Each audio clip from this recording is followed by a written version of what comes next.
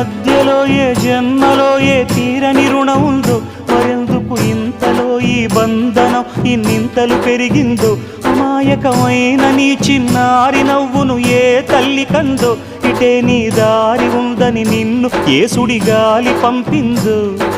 పాపం పుణ్యం దేవుడికెరుక, పేదకు దొరికిన బంగారు కణిక, పాలు వెన్నాలేవని అనక ప్రేమను తాగి పెరగవెసిలక.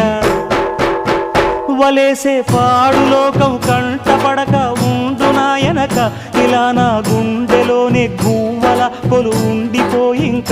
ఇటే పోస్తే ఎమున్నైనా నిలేస్తానే, మరింక ఏ కీడు నీ వంక రాలేదు.